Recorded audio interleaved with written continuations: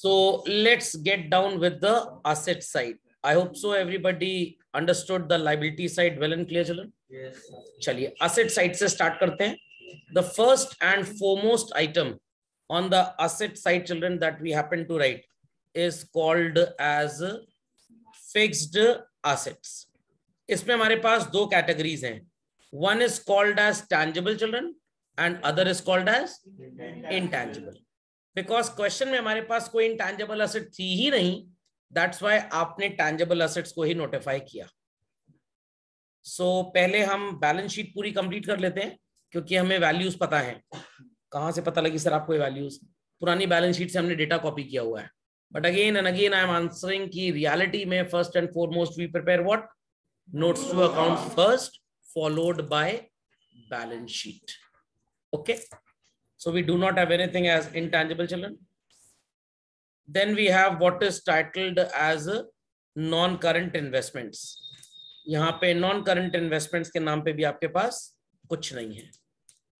सीधे current assets में आएंगे हम, and current assets में we'll be putting what is called as current investments. Current investments के बाद we have what children?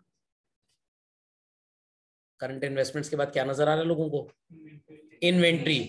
After inventory we have trade receivable. After that we have cash and cash equivalents, that short term loans and advances. So repeating again, liability side total सबने लिख लिया होगा. Asset में first and foremost we have the head called fixed assets. 4 items होते हैं, सबको पता है यहाँ पे, बट सिलेबस में सिर्फ 2 हैं, tangible and intangible. Remaining 2, capital work in progress and intangible assets under development. It is not a part of your syllabus. Then we have non-current investments. ये सिलेबस का पार्ट है, बिकॉज आइटम नहीं है तो हमने डैश लगा दिया आगे. एंड टैंजिबल एसेट्स की वैल्यू कहां से आई? एज आई सेड, मेरे पास पुरानी बैलेंस शीट थी, हमने तो वहां से लिखा है, but in reality they will be posted first in notes to accounts, then they will be brought here. Current investments जैसा भी कुछ नहीं था हमारे पास, but it is an item of syllabus, so I have listed it. Inventory में यहां पे सिर्फ क्लोजिंग स्टॉक आएगा. रियलिटी में loose tools, stores and spare parts सब आता है. Then we have trade receivables. It is a combo of 2 things, debtors and bills receivable. But provision यहाँ minus नहीं होता, because provision gets listed children under the heading called short term provisions. Cash and cash equivalents constitute 3 items: cash in hand, cash at bank, and marketable securities. Here we had only one. Short term loans and advances. आपने कोई prepaid expense किया हो, कोई आपकी accrued income हो, आप वो लिखते हैं. बिकॉज चिल्ड्रन हमारे पास प्रीलिमिनरी एक्सपेंसेस जैसा भी कुछ अनरिटन ऑफ था, so we need to put what is called as other current assets. समझ में आ गया how to put the balance sheet? People understood how to put the balance sheet?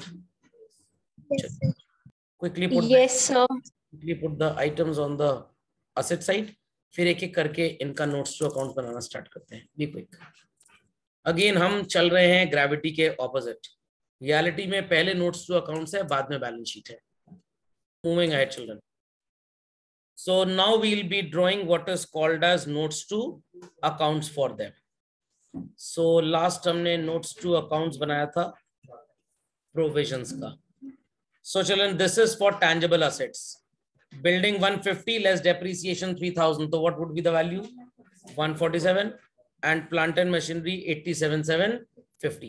आ जाएगा total 234,750.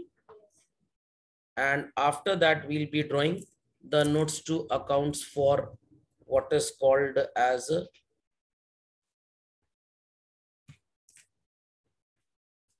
current assets में children closing stock का, that is inventory. ये दोनों notes to accounts बनाइए, then we proceed further. So inventory के बाद note बनाएंगे आप ट्रेड रिसीवेबल था शायद, if I am not wrong. 40,000 के 50,000 के डेटर्स थे, एंड एडजस्टमेंट में लिखा था कि 1,000 एडवांस एक्सपेंस का गलती से जुड़ गया है. So note number 9 for this. Quickly completed, फिर आगे चलते हैं.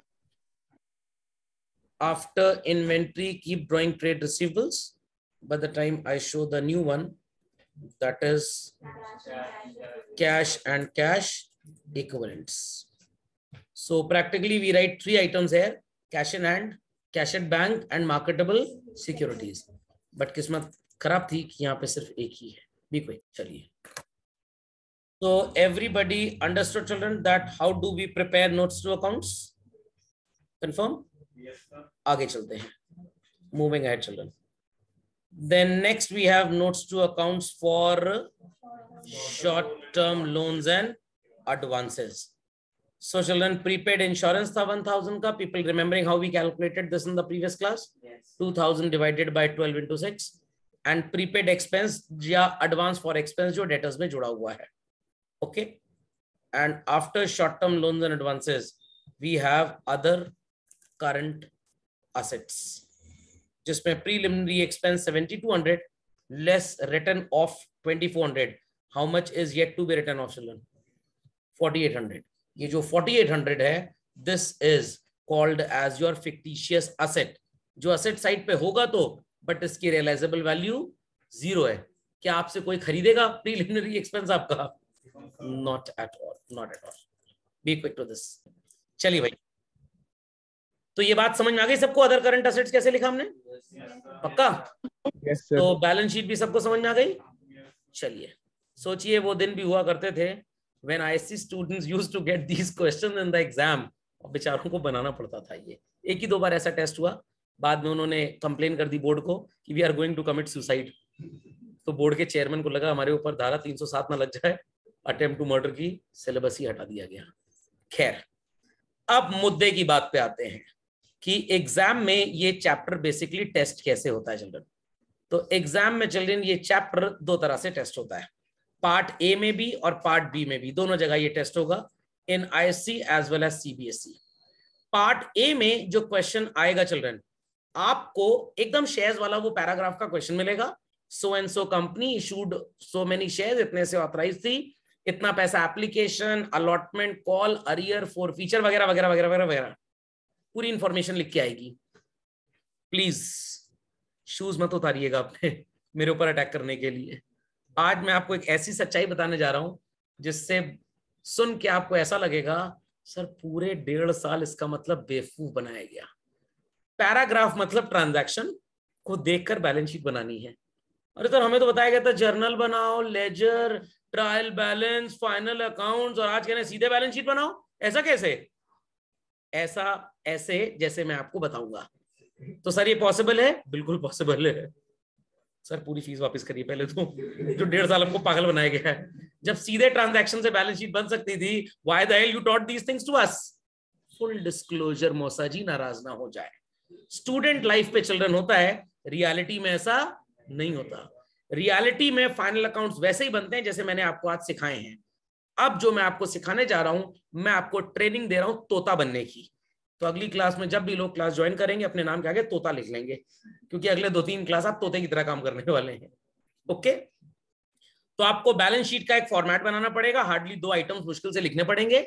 शेयर कैपिटल का नोट्स टू अकाउंट्स बनाएंगे आप, और उसके बाद आप सीधे क्वेश्चन देख के डेटा लिखते जाएंगे. कैसे? आई ट्रेन यू. बड़ा आसान होता है. दूसरा तरीका चिल्ड्रन, ये क्वेश्चन पार्ट बी में आता है. ISC में 6 मार्क्स का आता था, CBSE में 3 से 4, अब सब में 3 से 4 का ही आएगा इस साल से. आपको कुछ आइटम्स दे देंगे और आपसे बोलेंगे tell us the heading and sub heading underneath which they are going to appear.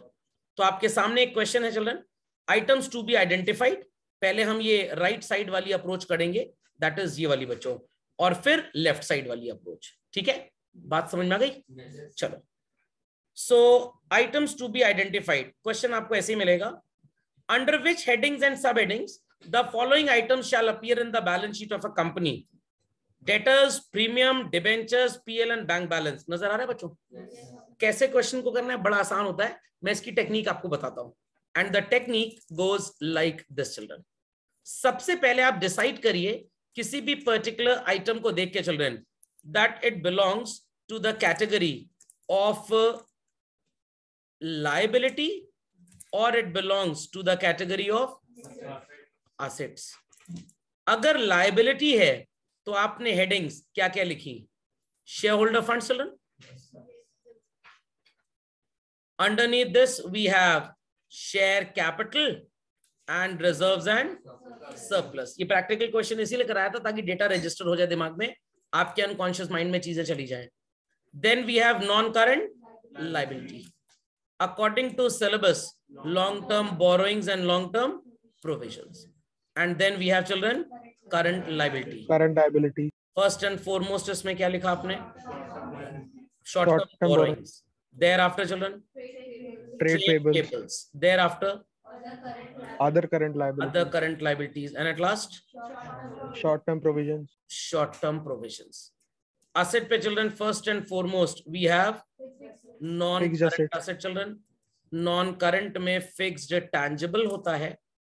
We have fixed intangible. अब थोड़ा सा contradiction आएगा. कुछ लोग कहते हैं कि non-current investments अलग से लिखिए, और कुछ लोग कहते हैं कि इसका पार्ट मान लीजिए. इसका पार्ट मतलब non-current liability का, sorry non-current asset का पार्ट मान लीजिए. क्या फर्क पड़ता है तो asset side में ही. ओके, और आपको कौन बैलेंस शीट बनानी है.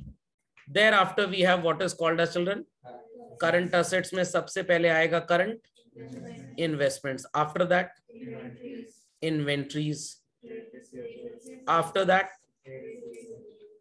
trade receivables, after that cash and cash equivalents, mummy and mosi, after that short term loans and advances. Stella, Alexa तो सुना होगा, Stella पहली बार देखा.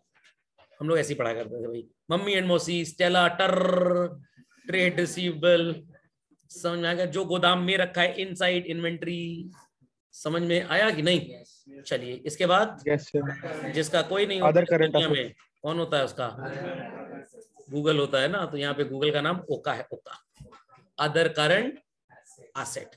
इतना कंटेंट बस आपको याद रखना है और ऑटोमेटिकली चीजें अपने आप निकल के आएंगी कौन किसके अंदर का आइटम है.